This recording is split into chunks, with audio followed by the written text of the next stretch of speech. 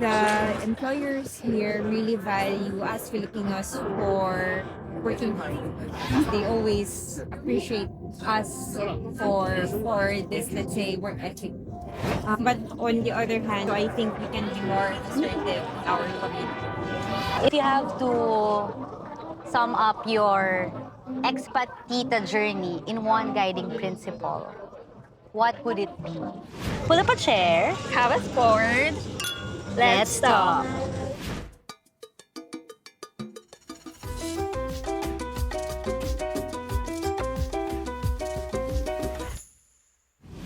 Hi guys, welcome back to our channel. Clap naman. So for today's episode, we have a special guest. Yes, today is a very special episode kasi for the first time ever in our podcast or in our channel. We're gonna interview a very special person close to our hearts. Yeah. Let's welcome Tita Eliza Del Castillo. Welcome! Welcome! Cheers, cheers! May Happy cheers, oo nga, tama. Yes, cheers. Thanks for coming to our podcast. Yes, Thanks for having time. So, sige, painumin mo natin siya. So agad. So, just to give you a brief introduction, Tita Eliza, or Eliza, grew up in the Philippines, but she's been here in Spain for 6 years. So, how are you, Eliza?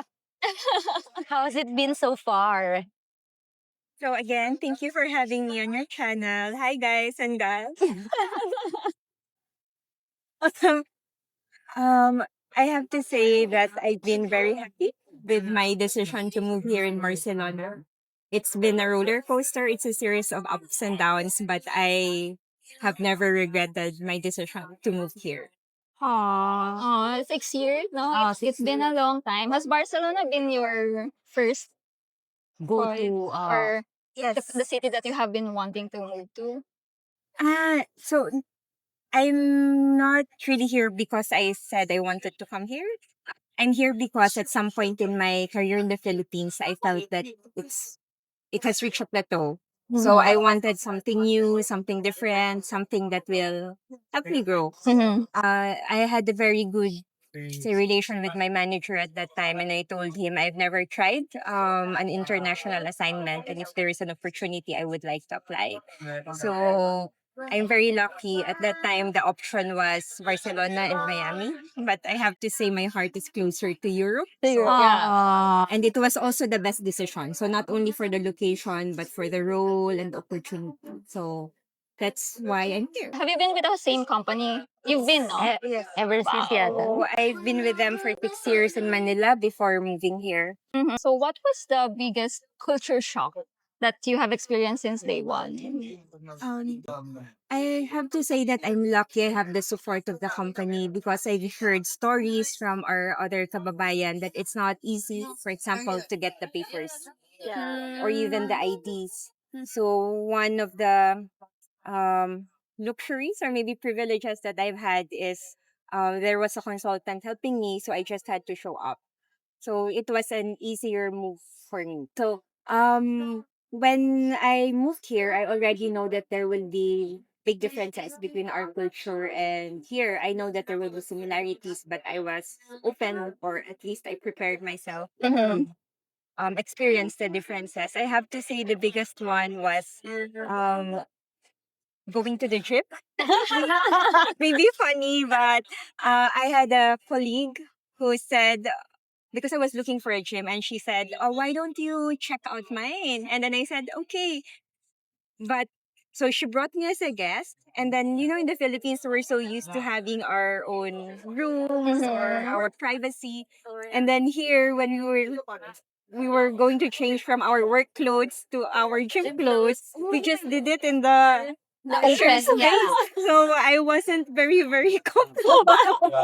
And it took a while. So, and then you see people in different, let's say, stages of dress or undress. So that was one of the biggest culture shock. True, I agree. Do you think you've gotten used to that already? Or I'm quite Oh. comfortable now, 6 years later. So let's go back in time when you were little. I'm still little. True. What did you imagine a tita to be? Was there like a stereotype? So growing up, our family was not really, let's say, close. What I mean, even geographically, we were spread. So I have to say, I never had a close relationship with a tita, grand auntie. My titas growing up are the friends of my parents. So Okay. if it's a female friend, I always call them tita.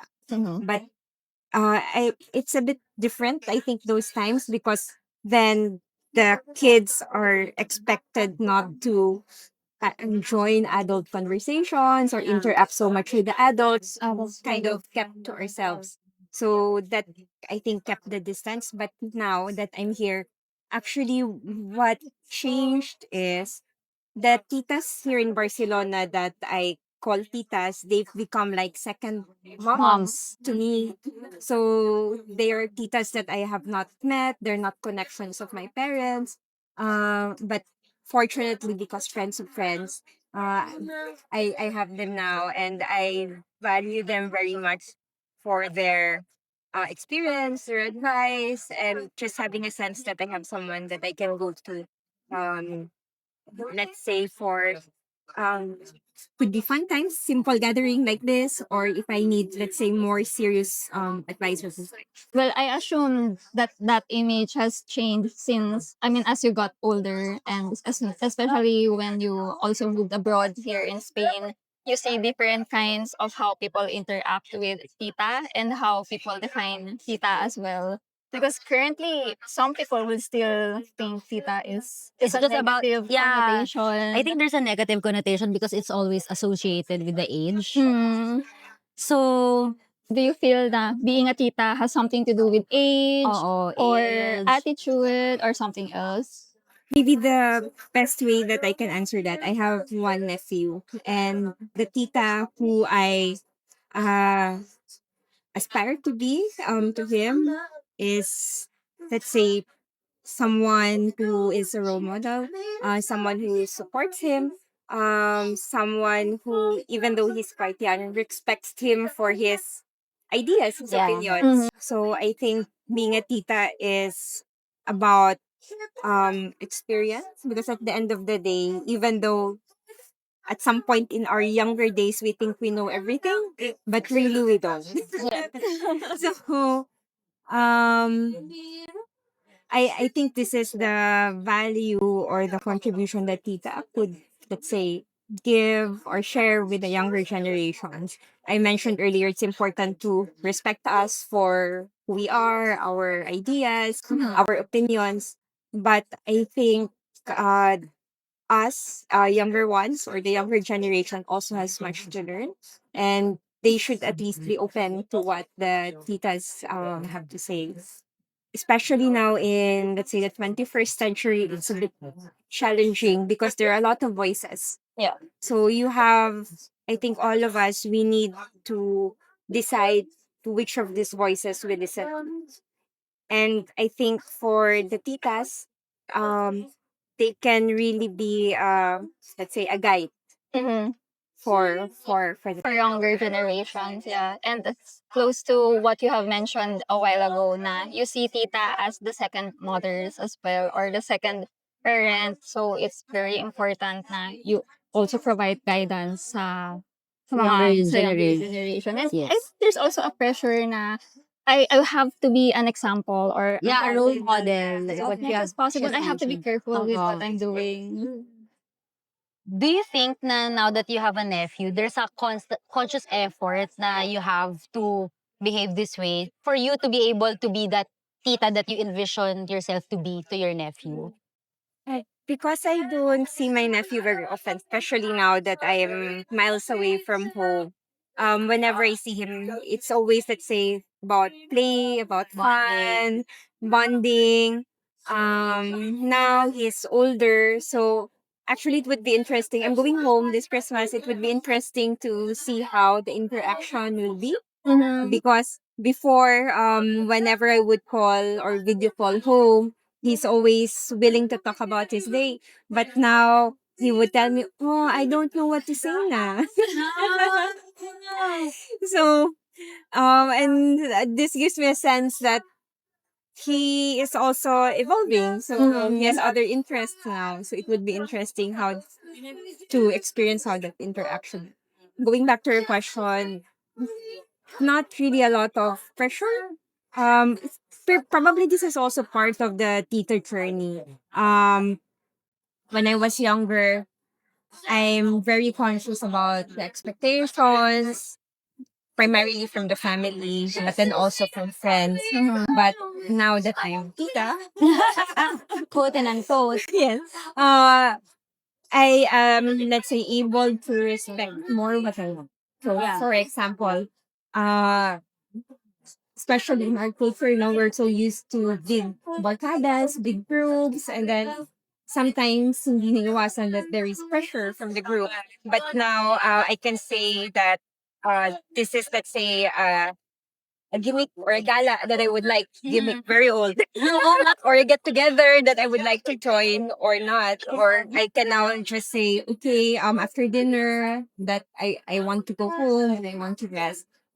So it's the same. So still I'm very conscious about the expectations, but there is less pressure to, let's say, meet or to abide by those expectations. You have already set your boundaries. Like you really know yourself already, given your experiences and the interactions with other people. So you already know what you want, and you can just say no without feeling bad about it. So, since we're already talking about the tita experiences, when was the when was the time that you realized that you've already become a tita?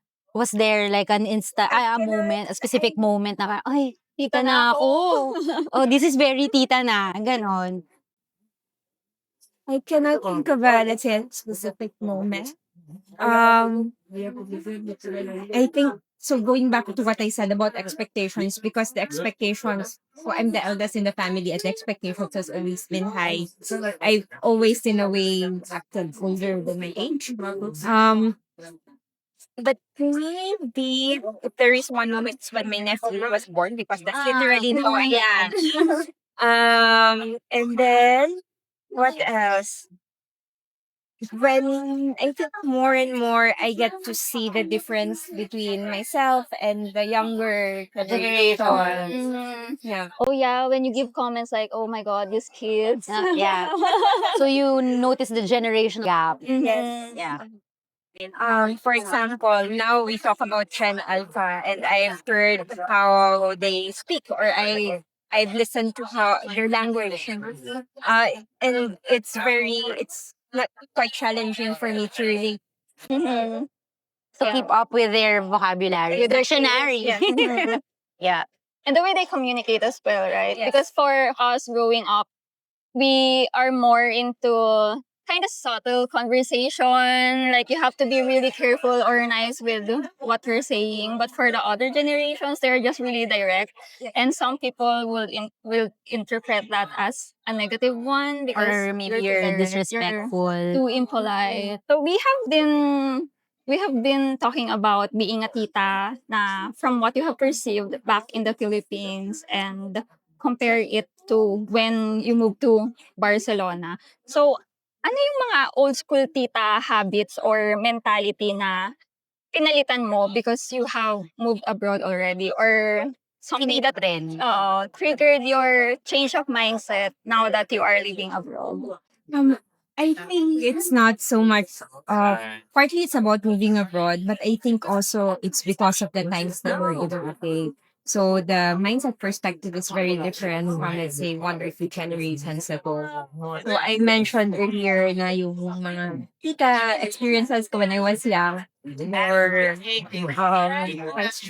I was not, let's say, included because I'm young or a child. So the adults make the decision. The adults are mostly who's right, and sometimes it's difficult to reason, to share my ideas and opinions. But now I think the view on how we treat younger kids has changed. Moving here to Spain, as I said, I don't have relatives here, so the persons who I call titas, um, they are not blood relatives. How that shifted my perspective is, we can also, let's say, get a similar kind of nurturing from others who may not be family directly. But they are people who care for us. And I think at the end of the day, being a tita is caring for another, maybe a younger person, trying to provide guidance to that person. But at the same time, and this is maybe the truth, and I mentioned this several times, it's listening to that person and respecting that person, even though maybe the perspective, the experiences are different. So I see this clearly with my titas here. Their, let's say, their world, their experience of Spain is very different than my experience now, or their experience of how it was to be a Filipina or an expat abroad is different from my experience today. But still, I get to learn from them. So I get to share with them how my journey. They share theirs at the same time. We could learn. I could learn from them, and they could also. I am able to share with them how it is to live in today's world for us. Yeah. Yeah, and basically also like being the tita na you wish you have had when you were younger. Like as you have said na previously back in the older generations, it's always like usapang matatanda to, you cannot Yeah. voice out what you wanna say. But now that you are at that age where you can influence younger people, kaya mo nang i-influence na And just speak voice out up their if there's opinion. anything na you want to discuss or talk about. It's not always about the age na mas matanda ako sa'yo, so you cannot comment on anything. What I find very effective with my nephew when we go out is when I speak to him, I speak to him like he's An adult. yes, I don't want to travel, for example, or maybe I try to simplify certain statements or thoughts in a way that you could understand, but it's a more direct communication, I think, than before. And what I realized is, kids are actually smarter than you think. Yeah. They catch on very quickly. And in that way, because I'm expecting him to behave, let's say, so because I'm treating him like maybe not with an equal, but I respect him. So it's let's say he also acts a different way. So I will give you one very specific example. So this was in Manila, and then he likes going to Peninsula. He just likes the hotel vibe. And then we were in Glorieta, and I told him, okay, we will go, but I cannot carry you. He said, you're heavy. Tita cannot carry you from here to there. I told him, if you want to go, you will walk. And then he walked the entire way, and he was fine with it. That change of tone or conversation gives the child the freedom to decide for himself na, I Yeah. really want it. Of course, I'm gonna walk as what my tita have said. So it's different na Yeah. in generations now. I think rin kasi before, or maybe even until now, when somebody's older, most of the time they're right and you're not. And I think that's not always the case. Kasi as what she has mentioned na, we'll also learn from the experiences of the younger generation. So, ayun, siguro more of, ano lang din, respect nga sa experience ng bawat isa. And kids are smarter than Than what we think. Yeah. You'll be True. surprised, di ba? Na they can express their emotions, their feelings. Na minsan, magugulat ka na parang sasabihin ng mga bata sa'yo na, I didn't like what you said. Yeah. And as an adult, it's hard to communicate that. Even with a friend lang eh. Mm-mm. So since you've mentioned that you relocated here under the same company, do you or not do you think what are the changes or the adjustments that you have to make considering na same company sila but different entities, I guess, like from the one from the Philippines and one from Spain? we have to recognize that the corporate culture of the Philippines and the corporate culture of Spain is very different. Even the work practice. Um, Maybe one example that I can give. So, in the Philippines, we normally work long hours. So, especially if you're in a global role. Well, in my case, I would work Asia hours, so it's typically 9 to 5 or 9 to 6. But then if I need to catch up with colleagues from Europe or especially the US, meant calls from 9 p.m. till 12 midnight, maybe 2 to 3 times a week.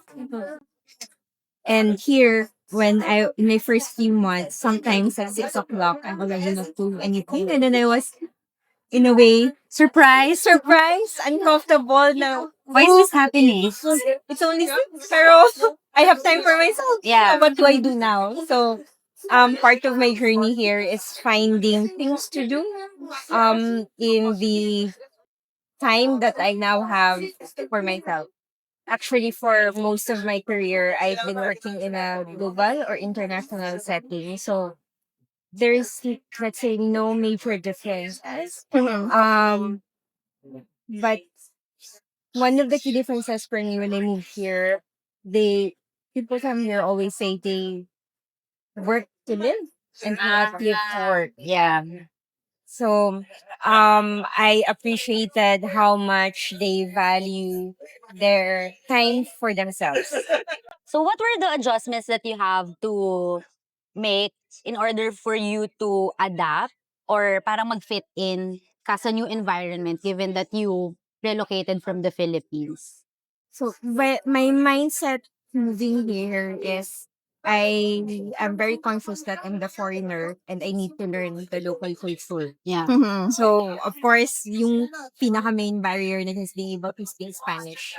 So, even though I had, let's say, limited Spanish at that time, what I appreciate of the people here is that even with, let's say, little Spanish, if you just try, they appreciate it very much.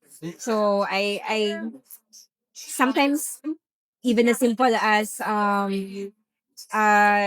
hablo español or buenos dias or just a few phrases, they appreciate it very much. And then one of the things that I consciously did is I did not expect them. I mean, it was nice that they welcomed me, but I did not really expect them to, let's say, exert the extra effort to make me, let's say, belong or integrate. So I exerted the effort myself. So what does that mean? So if there are invitations, I would say yes. It could be a simple lunch or maybe after work or maybe sometimes there are colleagues who are kind enough to open their houses for a weekend get together. So like most of during this time I wouldn't even say a lot, so I'm just listening. But Yeah. I appreciated that I show up. So um and I think this is key, especially for those who are moving abroad, because there is a mindset where they expect that they are welcome, embraced, and that people should do things for them. But for me, I think It's the other way around. other way around. Um, so I'm grateful for the opportunity to be here. So I needed To make an effort. To make an effort to fit it or to integrate. And to add to your to what you have just said na since you are the one that's a foreigner, you relocated to Barcelona or Spain, so you have to make an effort. Ano yung mga typical na mindset that you have been actively challenging as an immigrant woman? That's a very good question. When I was very new, a friend recommended me to join meetups or let's say, because there are communities of expats, so it's a good way to start meeting new people. And in one event that I joined, there was someone who was from here who started asking me about my job. So I shared about my job, and then she asked what kind of contract do you have. So he said it's overseas. So it means it's the same as the regular contract in the Philippines. So I realized that it's quite difficult to get this kind of a contract here. So it's and then she said, why did they give you this kind of contract when it's difficult for us? So I was So she's a local. she's a local. Yes. Okay. Um, and then in my mind, of course, I became defensive. I was thinking, because I'm qualified. I worked hard for Yeah, this. I deserve this. so, but of course, I did not Say anything. Yeah. so that I did not respond in that way. So, um, but going back to your question, um, while let's say we are getting advantages, benefits when we move here, we should also recognize or give ourselves a pat on the back that we're contributing to the society here as well. So we're not just here. Because we want to chill. Yes. So we are productive individuals contributing to their economy. And we are filling some gaps in their capabilities and their talent that we should, I think, recognize us for. One of the things that I've also been, let's say, advocating for is, even when I was in the Philippines, I've always advocated for Filipino talent. And I think especially us who are abroad, who are expats, we have the unique opportunity to be able to showcase what we Filipinos can do. Mhm. Oo nga, no? Mm. Yung, kasi you have the experience of working, because it's really different when you are working in the same company na ito yung culture or environment versus to, sabihin na natin na same Totally company pa rin okay. siya, pero ibang country na. It's still, Ano, parang, ay, parang hindi, bagong oo. company na rin siya at the same time eh. And you also mentioned about being an advocate for Filipinos na sa mga values nila. So, ano yung, from your experience, ano yung mga values, Filipino values na nadala mo dito na you think Our nagka-clash? valuable. Okay. Sige, Yung sige. Clash tayo. nagka-clash Siguro I can address both on what's valuable and what's sa Spanish work culture. I think what's valuable, and I see it in different industries, not only in my industry. The employers here really value us Filipinos for working hard. So they always appreciate us for this, let's say, work ethic. But on the other hand, where I think we can really be better on or improvement or improve on is our communication. So I think we can be more assertive in our communication. So it's not about being rude or being disrespectful, but being able to express our thoughts. And then sometimes there is a tendency that in a meeting, for example, or in a gathering, the person with the loudest voice gets heard. But he or she is not necessarily right, Yeah. or Walang doesn't sense. have the or parang doesn't have the, let's say, the best thought. So I think we have a lot to contribute, but we need to find our voice. Even when I was still in the Philippines, at that time it was still mostly teleconferences. So video conferences are still not, let's say, the norm. And then we Filipinos or Asians, we tend to be quiet in conferences. And then that was interpreted by colleagues here in Europe or in the US, for example, that we're not listening or we don't understand things. So personally, I also had to learn to speak up. And to the point that sometimes I really need to even speak louder or even really interrupt because otherwise You wouldn't have I wouldn't have the opportunity to do it. like you have to take up your space. Yes, exactly. I have something to say, so you have to listen to me. Yes. And they actually appreciate it. So, um, not in this company, but in my previous work, I was still based in Manila, and we were working with colleagues in London. Mhm. And then, you know how sometimes we are matiisip? At some point, we were really, so we napuno na, as we say. And then we started me and my teams, we started really speaking up, and then for a moment, the team in London, they were a bit shocked. Yeah. But then the interaction changed after that. So I've noticed that they I think the respect was there even from the start, but they started listening more. They started asking us for our ideas more. So we need to find our voice, especially in global. Yeah, and with interacting with people from different backgrounds. Yes. Okay. Actually, to your point, because I think in the Philippines, it's not so common for you to find your voice. Yeah, as you said, it's more like, okay, I'm just gonna listen in and whatever they decide on, it's okay for me. Mm. So if you have to sum up your expat tita journey in one guiding principle, what would it be?